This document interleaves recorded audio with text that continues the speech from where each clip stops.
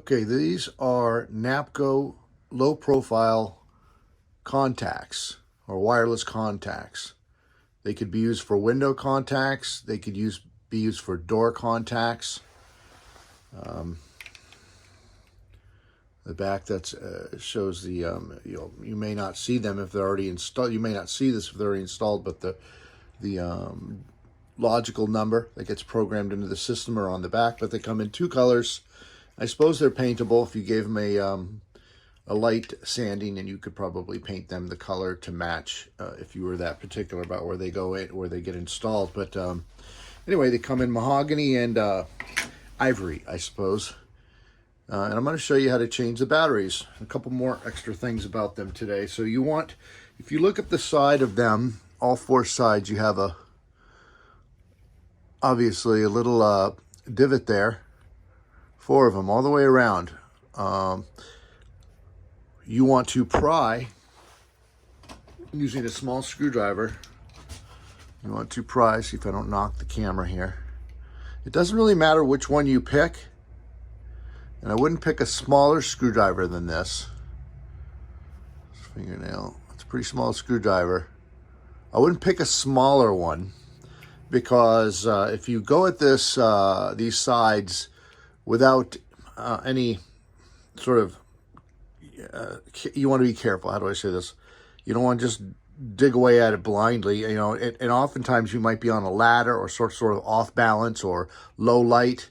We've got good light in here right now, but if you're at your house or something, you want to pay attention because these are actually fragile. You know, they're, especially if they've been in a few years, or maybe somebody else has been at them and they weren't as careful about it as you're going to be. But you can work it around. I'm already starting, and this is in my hand, so it's somewhat more difficult or limiting than when it's already stuck on the wall or screwed into the wall than what I'm showing. I'm giving it a gentle twist. But that is how you work it off. Okay, I'm going to see if I can get it the rest of the way with my hand. And you know, I'm not going crazy at it. Just let it open itself up. Okay, and the first thing you'll notice maybe is, besides the battery, is there's this notice how it comes apart. Because it comes apart like this. You don't want to try to put it back together like this in its opposite configuration. And you'll know it's pretty evident now that I'll point this out to you that you have this, I'll call it a nub right there. It's a plastic raised point, which you can probably tell by now, when closed, lines up with this white button. Hear that? It presses. That's how the system knows that somebody, unauthorized person possibly, is, what do we call, tampering. You open this and the system's turned on, you're going to get a tamper alert from the system. Okay, so let's move along real quickly. The white, the mahogany is the same as the ivory. Some of these, different generations of these, will have somewhat different gold pins here or here. This section will be somewhat different. This is a newer style where this is, I believe, the positive side. Okay, you'll notice on some of the older ones that these contacts rise above. They're sort of made so that they rise and hold onto the top.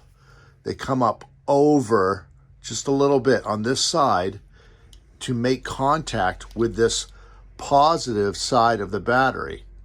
This whole top surface is the positive side of the battery. So it's important to always hold it down so that you're not ruining. You want to be extra careful not to damage the circuit board underneath while you gently work, gently work the battery out. And if the battery goes flipping out of your hand and onto the floor, don't be surprised. That's better than damaging the circuit board. Be careful not to damage the circuit board when you get underneath of it. And really 50% of the time, you see, this battery goes flipping out, and it's okay for me to let it go because what I'm really paying attention to is not damaging the circuit board. And you can see there, you know, how sensitive these parts might be, okay? And now I'm looking at the other side of the battery, which is called the negative. It's, you know, pretty obvious. It doesn't say negative, but the positive, in fact, does say positive. There'll be a plus on it, okay? And another giveaway, another tell of how the correct orientation when you put it back in is just, the video may not show it very well, but right where I'm pointing to is an embedded plus sign.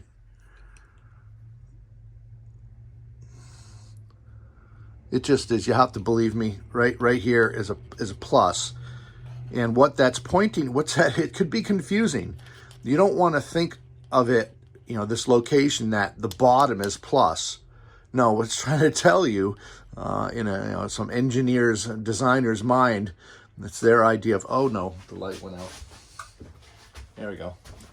We'll just, the engineer's mind, this side, these metal contacts are the positive, and you can see how when they reach around, not only is the top of this battery positive, but if you look at the side, the metal construction of it wraps around and down the sides. You see that groove?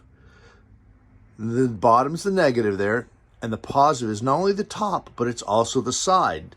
So when you put this into, you know, the device, you want to look at what will be touching there on the side. And it is, in fact, this side that's positive. When you look at the other side, that's what these fingers are attempting to reach, the bottom of the battery. And this sort of portion of the contact is receded that way, I would say, or this way towards the button, so that this portion doesn't touch the top or positive. Well, I'll tell you. It might be painful to listen to me explain this, but you're not going to blow the device up by putting it in reverse, I don't think. I don't make it a practice of putting it in wrong, but it certainly won't work right, all right?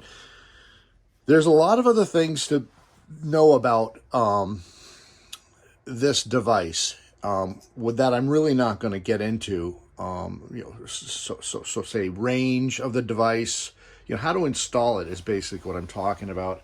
I'm not going to get into this video. I'm just going to get into focus on the battery. But just so you know, this black thing here, this small black, maybe 3/8 of an inch long, is the contact that operates when a magnet, which is in my right hand, is close to this side. So when I install these, this magnet is not going to work if it's down here, if it's over here, over here, over here. It needs to be aligned. You'll see it on the wall like this. You'll see a plastic indicator. There's a line indicator there, and there's actually a line indicator here. You can see them there. I'm going to hold still for a second. That's telling you that is how these things get installed, okay? Just so you know what you're looking at when you're looking on the inside of this. Like, it's a lot of information in there. A couple other things. When you take this apart, every now and then this gets me. It actually happened just the other day, and I've put in, I don't know, tens of thousands of these, I suppose. Looking closer here, there's a jumper right there, black jumper, and you want to pay attention to if it's in place, number one, which it should be in place when you take this apart, and what position it's in. Looking real close, this will get you. Right here, the words say, where it says loop, and this jumper is not placed over that pin to the left. Hope I'm doing this right well enough for you. There you do. There's some light. This black jumper, it has 3 sort of posts, and it's jumpered in the position of position 2 and 3, which is not over position 1 and 2 for loop. It's over what we call mag, and I'm going to see, let me pull this away. Yeah, if the lighting was good enough and you looked right in there, you'd see the word MAG, mag. It's in the mag position to use the magnet. And I showed you that previously. So when this is all put together, it's expecting to see the magnet. When the magnet's there, that means the door or window is shut. Good to go. It's in the mag position. These have an option of, when the installer uses them, to not use the magnet, okay? And in which case, I'm not going to do it here, but you would remove this and slide it over positions 1 and 2, and you'd be using loop. And in that case, I call it a hybrid situation where you're using a wireless transmitter, but you're also using an external magnet instead of the internal magnet. And I'm not going to get into this, but in which case they include these in the install kit. You need to use a little mini harness and plug it in there, and then use some other type of magnet that might better suit the installation. So that's as far as I'm going to get into that. Okay, but so let's put the battery back in. It goes in a lot easier than it went out. You just sort of put it in there, make sure positive is on there, is on the top. I like to date them. If you get a vis-a-vis, a permanent marker, doesn't matter if it rubs off. I mean, once you write it on there, no one's going to be rubbing at it. It's going to be closed. So date it, month, dot, year. You don't have to put the day on there, but you'll probably only be able to fit 4 digits on that little battery. Date it, okay? Date them all. Date every battery. Then gently make sure those 2 nubs we were talking about are lined up, and close it. Put it in a level position all the way around, okay? And push it onto the wall. Typically that's going to be already screwed into the wall. And there you have it. That is a battery change for a NAPCO low profile window or door contact, however, what use you may be using it for. Hope this has been helpful.